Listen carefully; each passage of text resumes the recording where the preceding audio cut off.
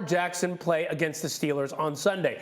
Now, according to Coach John Harbaugh, the Ravens quarterback is pushing himself, and there is a chance that he might be available. Now, as it stands, Baltimore only has a 4% chance to make the playoffs, according to FPI. How do they get in?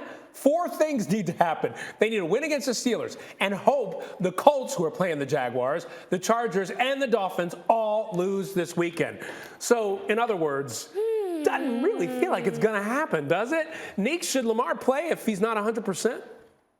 I mean, no one's 100%, but I don't see the point in playing Lamar. This is a Lloyd Christmas game. You know that movie Dumb and Dumber? So you're saying there's a chance like that. Just because there is a chance doesn't mean that it's worth taking it. I don't understand, especially considering how well Huntley's been playing. Or, well, I wouldn't say that Tyler Huntley is a replacement for Lamar by any stretch, but he's playing well enough that he gives your team a chance to win in most games. And you don't have a chance to make it deep in the playoffs. I understand that when players get hurt, particularly lower body injuries, you have to compensate somehow, which puts more pressure on other parts of your body. I would hate for Lamar to go out there and have a worse injury in a game where they have a 4% chance of making the playoffs.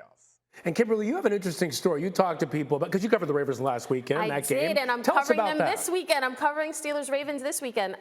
So heading into last weekend, Ravens-Rams, I actually spoke to Aaron Donald about Lamar and the uncertainty around the Ravens quarterback situation. And I said, you know, if Lamar is anything but Lamar, that's advantage to you, right? And he's like, yeah, if he's got an ankle, obviously he's not going to be moving around the same way. Now, he did say Tyler Huntley is similar. He's not as dynamic, but he's similar so when you're game planning for the Ravens, you're not thinking it's going to be vastly different, right? But here's the thing. With Lamar, even if he makes a mistake, you still believe that, okay, he throws an interception, cool. He's that dynamic. His game is all about instinct, feel. You believe that he's going to be able to make a play that's going to get you the lead back or win you the game. Tyler Huntley, watching that game, he's played well for a backup forced into this spot, right?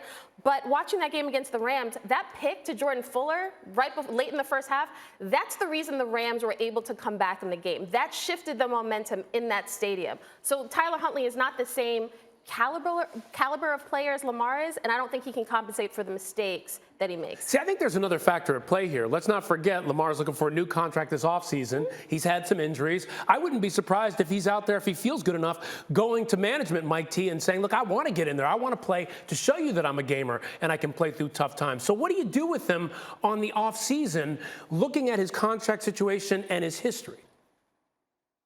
You have to pay him. He's an MVP. He's a young, dynamic player. He's been hit 821 times since 2018, which is 100 more than anybody else. So as soon as you sign that contract, if you're the Ravens, you go to bed every night really, really nervous. And you may be signing Tyler Huntley to an extension at the exact same time. So you know that you have an insurance policy knowing that he could miss a couple of games every year. But you certainly do everything you can to keep him.